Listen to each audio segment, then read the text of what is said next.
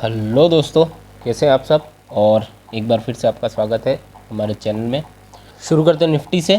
तो आप देख सकते हैं कि निफ्टी ने जो क्लोजिंग दी है वो थोड़ी सी वीक दी है लास्ट डे की। और वीक इसलिए दी है क्योंकि थोड़ा सा ग्लोबल प्रेशर था।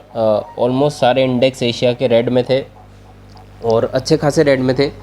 हमारे इंडेक्स ने पूरे दिन एक रेंज में ही काम किया उस दिन। ये आप रेंज देख सकते हैं, 20 अगस्त की ये रेंज है। तो अब इसका आउटकम ये है कि एक बार हम 16,350 तक गिर सकते हैं। यहाँ पे डायरेक्ट क्लियरली अब ये दिख रहा है कि एक बार 16,350 तक निफ्टी जा सकता है। यहाँ से 100 पॉइंट का एक और डिप मैं एक्सपेक्ट कर रहा हूँ कि निफ्टी में आ सकता है। हाँ, लेकिन वहाँ पे सेलिंग, वहाँ पे बाइंग आनी चाहिए। अगर सेटअप की बात करें मंडे को, तो 3 पॉसिबिलिटी है, मैं तीनों आपके साथ शेयर कर रहा हूँ क्या कर सकते हैं। अगर आपको गैप डाउन मिलता है, तो उसको चेस मत करिए, वो इमीडिएटली बॉट हो जाएगा। अगर आपको गैप अप मिलता है तो प्राइस एक्शन का वेट करिए सेटल होने का। और अगर निफ्टी फ्लैट मिलता है, अगर फ्लैट ओपनिंग होती है तो मोस्ट प्रोबेबली एक बाउंस आएगा और उसके बाद थोड़ा सा मेरे ख्याल से 16,550 530 के आसपास सेलिंग प्रेशर बनेगा इस एरिया में। तो इस सेटअप को ध्यान में रखिए। और अगर इमीडिएट सपोर्ट की बात करूँ मैं डेली टाइम फ्रेम में, तो सपोर्ट वहीं पे है जहाँ 16,350 पे फर्स्ट सपोर्ट है। अगर ये भी ब्रीच होता है तो फिर 16,150 1870 का जो एरिया है, ये वाला एरिया, ये बहुत ही मेजर इंपॉर्टेंट सपोर्ट है और यहाँ पे होल्ड करना चाहिए निफ्टी को मेरे हिसाब से। वीकनेस एज सच नहीं है। बहुत बड़ा गैप डाउन हमारा नहीं हुआ था। SGX 300 पॉइंट डाउन था एक टाइम पे, बहुत लोग टेंशन में थे, लेकिन इतना बड़ा ना गैप डाउन ओपन हुए हम, और ना इतनी ज़्यादा हमने वीकनेस बताई। स्विंग बहुत वाइल्ड स्विंग्स आए थे निफ्टी में। अगर आप देखेंगे 15 मिनट टाइम फ्रेम में तो बहुत ही वाइल्ड स्विंग दी है निफ्टी ने। आप देखिए, एकदम से यहाँ पे ऊपर खींचा गया, फिर एकदम से नीचे पटका गया, फिर ऊपर खींचे के नीचे, फिर ये आखिरी के 1-2 घंटे में वापस से एक अच्छा बाउंस है, लेकिन वो वापस से फेड ऑफ हो गया। तो बेसिकली ये तो एक रेंज में काम हमने करा है। मेरे ख्याल से इमीडिएट सपोर्ट अभी 16,350 पे है, वहाँ पे एक बार जाना चाहिए। और अगर यहीं से पलट जाता है तो वापस से मेरे ख्याल से सेलिंग आएगी 16,550 के आसपास। इसको अच्छी खासी सेलिंग मिलनी चाहिए। और बैंक निफ्टी ने हमारा सपोर्ट जो मेजर था वो बहुत इंपॉर्टेंट सपोर्ट लास्ट टाइम तोड़ दिया था। अगर आप मेरा वीडियो देखते हैं, ये मैंने इस टाइम पे बोला था कि सपोर्ट पे हम हैं, और अगर इस सपोर्ट के नीचे हम जाते हैं तो फिर एक अच्छा खासा फॉल हमें 100-200 पॉइंट का मिल सकता है। लेकिन बैंक निफ्टी ने उससे भी बड़ा 520 पॉइंट का फॉल दिया है। तो ये थोड़ा सा मेरे ख्याल से रिस्की है बैंक निफ्टी अभी। रिस्की इसलिए क्योंकि वीकनेस बहुत ज़्यादा थी। जैसे आप देखिए, शुरू से हमने जो डे हाई बनाया उसके नीचे ही हमने ट्रेड करा है पूरे टाइम। तो अगर सपोर्ट्स की बात करें तो मेरे ख्याल से बैंक निफ्टी में सपोर्ट अब आ रहा है 34,850 34,700 का एरिया। 34,700 तक बैंक निफ्टी एक बार गिर सकता है चार्ट के हिसाब से। वहाँ पे एक बाउंस मेरे ख्याल से मिलना चाहिए। अगर यहाँ पे एक बाउंस आता है इमीडिएट, तो मेरे ख्याल से इस एरिया तक हम वापस आ सकते हैं। 35,540 तक 500 पॉइंट का वापस से बाउंस आ सकता है। लेकिन यहाँ पे वापस से सेलिंग हैवी आएगी। हैवी सेलिंग यहाँ पे है क्योंकि इसको हम पार नहीं कर पा रहे, बहुत टाइम से इस पर सपोर्ट लिया और इसको ब्रीच कर दिया हमने। तो बैंक निफ्टी को भी ध्यान रखिए। लेकिन एक इंडिकेशन जो मुझे लग रहा है, बैंक निफ्टी में एक थोड़ा सा मोमेंटम बन सकता है, और मुझे लग रहा है कि 1 या 2 हफ्ते में थोड़ा सा बुलिश बैंक निफ्टी हो सकता है, क्योंकि RSI ओवरबोट जोन में है, ओवरसोल्ड जोन में है, I'm सॉरी। तो यहाँ से एक बाउंस बैंक निफ्टी में बनता है, मोस्ट प्रोबेबली ट्यूसडे या वेडनेसडे, मंडे को भी हो सकता है। एक बाउंस आना चाहिए 400 to 500 पॉइंट का बैंक निफ्टी में। अगर वो बाउंस भी नहीं आता है तो फिर 34,700 के पहले आपको कोई मेजर सपोर्ट बैंक निफ्टी में तो नहीं मिल रहा है। अब बात कर लेते हैं कुछ स्टॉक्स की, और वीडियो के एंड में 5 स्टॉक्स में दूंगा जो मेरे एनालिसिस के हिसाब से अगले हफ्ते में आपको बाउंस दे सकते हैं। तो वहाँ पे आप 2 to 5% तक के रिटर्न के लिए प्ले कर सकते हैं। हम बहुत बड़े रिटर्न्स या ब्रेकआउट की बात नहीं कर रहे 10 to 50%, हम बात कर रहे हैं 2 to 5% तक का आपको रिटर्न वो स्टॉक्स नेक्स्ट वीक में दे सकते हैं। तो आप ये छोटे छोटे ट्रेड लेके सेफ साइड आप उसमें काम कर सकते हैं। तो पहले हम फटाफट कुछ स्टॉक्स ले लेते हैं और देखते हैं कि किस तरीके से सेटअप बन रहा है हमारा मंडे का। तो फर्स्ट स्टॉक हम ले लेते हैं अंबुजा सीमेंट। तो अंबुजा सीमेंट वीक था, 408 का लेवल जब से इसने तोड़ा है तब से हम उसके नीचे ही ट्रेड कर रहे हैं। और अगर सपोर्ट की बात करूँ तो अभी मेजर सपोर्ट पे ही है, 389 पे सपोर्ट मिलना चाहिए। अगर ये 389 का एरिया टूट जाता है तो फिर मेरे ख्याल से अब अगला सपोर्ट 375 377 पे आना चाहिए। मैंने आपको यहाँ पे इस समय इस वीडियो में बोला था अगर ये ट्रेंड लाइन टूटी तो हम एक बार 380 तक गिर सकते हैं। तो आप देखिए, अगर वापस से वीकनेस आती है तो हम 375 तक जा सकते हैं। अगर यहाँ से बाउंस आता है तो 405 408 का एरिया है, वहाँ पे इसको वापस से सेलिंग मिलेगी। अगला एक स्टॉक हम ले लेते हैं फटाफट, तो भारत हेवी इलेक्ट्रिकल्स की मैंने बहुत बार आपसे बात करी और मुझे लगा भी था कि अब इसमें जो वीकनेस है वो ख़त्म हो गई है, और मैं एक बाउंस के लिए प्ले कर रहा था इसको, लेकिन वापस से वीक हो गया है। और करंट लेवल की बात करें तो बहुत ही ख़राब लेवल है, 51.20 पे है। अगर मैं इमीडिएट सपोर्ट की बात करूँ तो 49.2 पे मुझे दिख रहा है। 49.2 पे अगर ये मिलता है आपको तो वहाँ से आप इसको प्ले कर सकते हैं, क्योंकि 48 49 का एक लेवल था इसका, जो इसका ब्रेकआउट एरिया था, तो वहाँ पे एक अच्छा आपको अपॉर्चुनिटी मिलेगा। अगर उस जगह आपको भारत हेवी इलेक्ट्रिकल्स मिलता है तो आप बिल्कुल इसको लॉन्ग टर्म के लिए परचेज कर सकते हैं। अगला स्टॉक है हमारा DLF। तो DLF बहुत ही वीकनेस शो कर रहा है, चार्ट्स में भी वीक है। और अगर आप बात करें इमीडिएट सपोर्ट रेजिस्टेंस कहाँ पे है, अगर एक ट्रेंड लाइन में ड्रॉ करना चाहूँ यहाँ से, तो अभी मेरे ख्याल से यहाँ से एक बाउंस बनता है, और इस ट्रेंड लाइन को अगर हम फॉलो करते हैं या एक्सपेक्ट करते हैं तो एक बाउंस यहाँ पे बनता है। 321 एरिया तक का एक बाउंस आ सकता है, लेकिन वहाँ पे वापस से हैवी सेलिंग मिलेगी इसे। तो जब तक ये 329 का एरिया क्रॉस ना कर दे तब तक मैं इसमें बुलिश नहीं हूँ। और सपोर्ट्स 300 पे बहुत मेजर है, 300 का सपोर्ट ये होल्ड करना चाहिए, क्योंकि बहुत टाइम बाद उससे बाहर निकला है। तो 300 पे मेरे ख्याल से अच्छा सपोर्ट इसको मिलना चाहिए और एक बाउंस यहाँ पर आ सकता है। अगला एक स्टॉक है HDFC बैंक। तो HDFC बैंक ने आज हाई पॉइंट से बहुत अच्छी सेलिंग दी।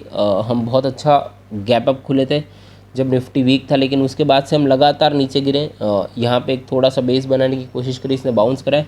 मेरे ख्याल से 1523 का एरिया, वहाँ पे इसको सेलिंग मिलेगी वापस। 1523 अगर पार नहीं करता है 25 कन्वीनियंटली, तो हम फिर वापस से एक डाउन ट्रेंड में जा रहे हो, हम वापस से 1488 तक बढ़ सकते हैं। तो इसमें ध्यान में रखिए, अगर लेवल ब्रीच नहीं होता है तो HDFC बैंक वीक है। अगर लेवल ब्रीच हो जाता है तो HDFC बैंक वापस से स्ट्रेंथ पकड़ सकता है मेरे हिसाब से। तो जब तक 1525 का एरिया पार ना हो और उसके ऊपर सर्वाइव ना करे, तब तक इसमें आप लॉन्ग पोजीशन की चीज़ निकाल दीजिए। और अगर मैं बात करूँ बहुत ही सेफ प्ले आपको करना है तो 1550 का एरिया टूटने दीजिए, उसके बाद ये बहुत ही अच्छा रिटर्न आपको दे सकता है। अगला है आइडिया। मैंने आप सबको उस दिन भी बताया था कि आइडिया में इस तरीके से जो फ्रेंजी चल रही है उसका कोई मतलब नहीं। आप ये देखिए, मैंने इस कैंडल को करा था कि अगर आपका डेट को रीफाइनेंस आप कर रहे हो तो आपका ना पैसा जाना कम हो रहा है, ना आपका खर्चा कम हो रहा है, उल्टा आपका कॉस्ट बढ़ रहा है। तो यहाँ पे जो लोग घुसे थे, मुझे नहीं समझ में आया कि क्यों उन्होंने एकदम से इतनी बाइंग दिखाई। वापस से बहुत वीक है और मेरे ख्याल से वापस से 4.6 4.5 के लेवल पे गिर सकता है। आइडिया से दूर रही है, ये आपको बर्बाद भी कर सकता है। जो लोग सोच रहे करोड़पति बना देंगे वो आपको बर्बाद भी कर सकता है ये। तो जब तक ये 10-12 रुपये के लेवल के ऊपर नहीं मिलता है मुझे 13.75 के ऊपर, तब तक इसमें इन्वेस्ट नहीं करना है हमें। अगला एक स्टॉक है हमारा फेवरेट इन्फोसिस। तो इन्फोसिस वीक है, वीकनेस शो कर रहा है, लेकिन इस ट्रेंड लाइन को फॉलो कर रहा है। अब आप देखिए, ये जो स्ट्रक्चर है ये स्ट्रक्चर सेम है टाटा मोटर्स का स्ट्रक्चर जो लास्ट मंथ हमने फॉलो किया था जुलाई में। अगर आप मेरे वीडियो देखते तो हमने टाटा मोटर में सेम यही स्ट्रक्चर फॉलो किया था। हो क्या रहा था कि टाटा मोटर बार बार हमारे सपोर्ट लाइन पे सपोर्ट ले रहा था, लेकिन बाउंस नहीं आ रहा था।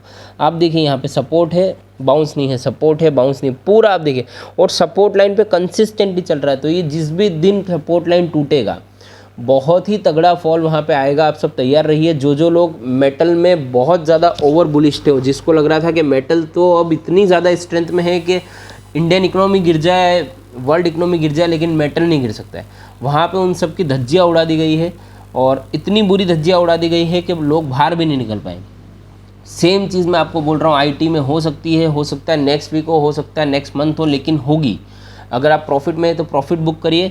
और इन्फोसिस के लेवल बड़े सिंपल है मेरे पास। अपर साइड में 1754 का लेवल है, वो ब्रीच नहीं कर पा रहा है और वो ब्रीच नहीं कर पाएगा मेरे ख्याल से RSI को देखते हुए। और नीचे मेरे पास सपोर्ट आ रहे हैं इमीडिएटली 1614। तो यहाँ से 100-150 पॉइंट का फॉल एकदम से इन्फोसिस दे सकता है एक ही कैंडल में। और ये पॉसिबल है क्योंकि मैं आपको बताता हूँ, ऐसा ही सेम टाटा स्टील ने कर दिया है। अब आप देखिए, ये टाटा स्टील का कैंडल था, हमने बार बार बोला था कि सपोर्ट पे है, सपोर्ट पे है। यहाँ से मेरा एक्सपेक्टेशन था कि यहाँ तक एक फॉल आएगा। ये मेरा आप लास्ट वीडियो देख सकते हैं, एनालिसिस मैंने बताया था 1450 तक का एक फॉल आ सकता है, लेकिन उसने उस पूरे के पूरे फॉल को निगेट करके और बड़ा फॉल दे दिया 1368 तक। ऑलमोस्ट 124-125 पॉइंट का एक कैंडल बना दिया है, बहुत ही बियरिश कैंडल है। सपोर्ट की बात करूँ तो मेरे हिसाब से यहाँ से 1250 तक के लेवल भी अब टाटा स्टील में आ सकते हैं। तो ध्यान में रखिए, जो लोग कह रहे थे वो लेवल कभी नहीं आएगा, वो लेवल भी यहाँ पे टाटा स्टील में आ सकता है, तो उसके लिए तैयार रहिए। अब अगला हम कुछ इंडेक्स ले लेते हैं हम फटाफट, और उसके बाद मैं वो 5 स्टॉक दे रहा हूँ आपको जो मुझे लग रहा है 2 to 5% रिटर्न आपको नेक्स्ट मंथ दे सकते हैं।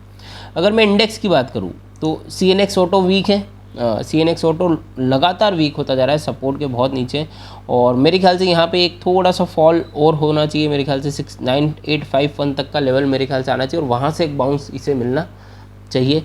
और अगर बाउंस की बात करूँ तो 10110 का लेवल बहुत इंपॉर्टेंट है, वो पार होता है तो फिर एक अच्छा बाउंस इसमें आएगा।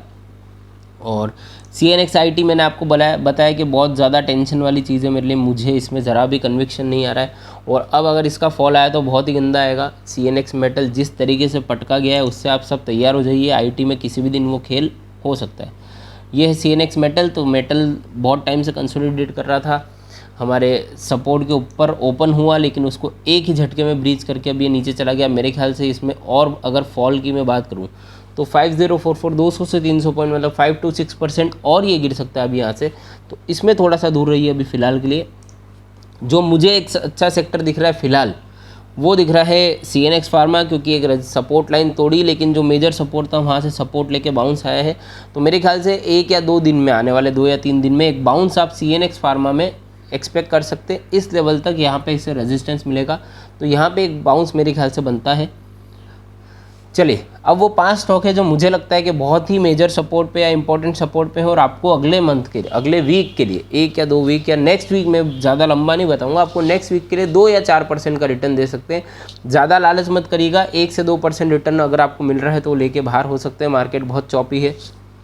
तो फर्स्ट है मेरा औरबिंदो फार्मा।